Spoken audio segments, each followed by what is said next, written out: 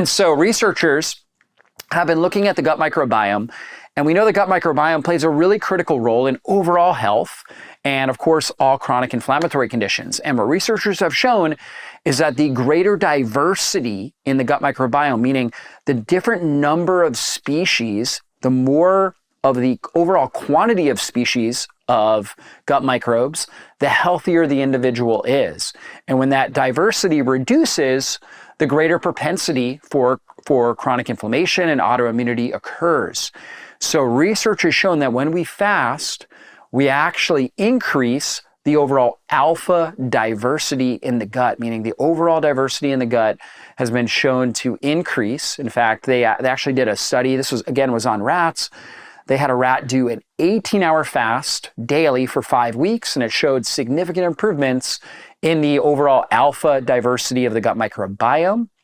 On top of that, another study, this is actually a meta-analysis in the journal Advanced Biology, it actually showed that when we're fasting, right, when we're doing intermittent fasting, that it actually increases diversity and the production of short-chain fatty acids, which have an anti-inflammatory effect in the body. This is things like butyric acid, which is a preferred fuel source for enterocytes, for the intestinal cells, and it helps strengthen and create more resilience in the intestinal cells and reduces overall inflammation in the body.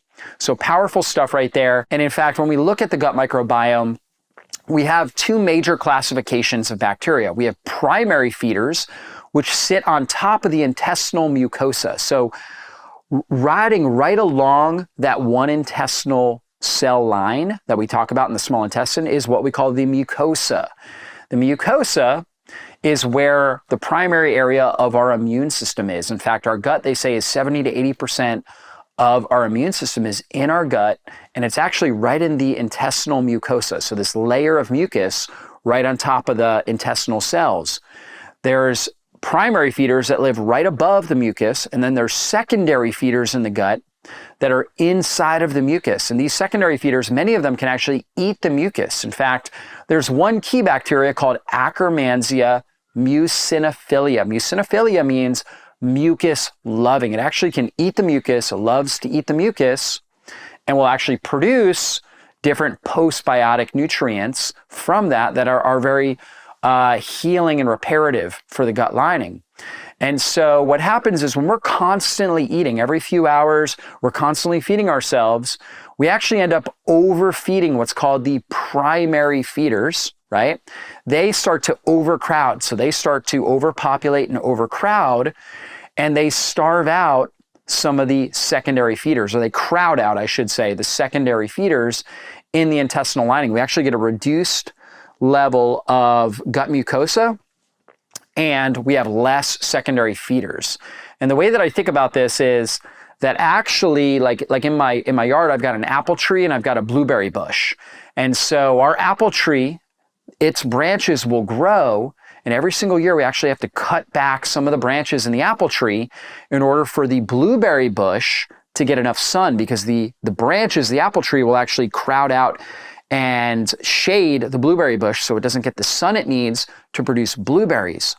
So in our gut, we'll have these primary feeders which overcrowd the secondary feeders, and now we get a lower production of secondary feeders, particularly Akkermansia mucinophilia. Akkermansia mucinophilia is called the keystone bacteria in the gut because it's been associated in studies with, when we have enough Akkermansia, with lower rates of autoimmunity and chronic inflammatory conditions. So we really want to support Akkermansia. So intermittent fasting actually has been shown to reduce the overpopulation of primary feeders, and that allows for the proper production of the gut mucosa and the secondary feeders that live in the gut mucosa. Akkermansia will eat some of that gut mucosa and will actually stimulate the goblet cells in the gut to produce more mucus. So we get a stronger, thicker, healthier mucus lining. That's where the immune system lives, right above that small intestinal lining.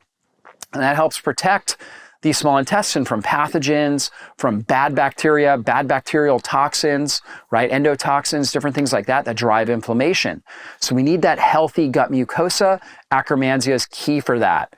So going back to that apple tree blueberry bush example, we actually have to cut the tree, cut some of the branches. We have to trim the hedges, and the branches, we have to prune them back in order for enough sun to now get on the blueberry bush, so we get a good harvest of apples on the apple tree as well as blueberries on the blueberry bush. That's really what we want. This is all part of an ecosystem.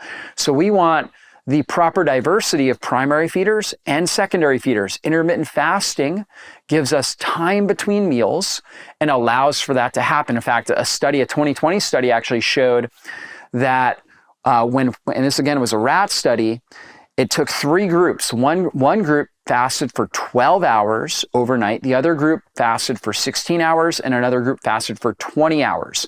And what they showed was that basically the group that was fasting for 16 to 20 hours showed dramatic increases, right? An optimization of Akkermansia mucinophilia levels.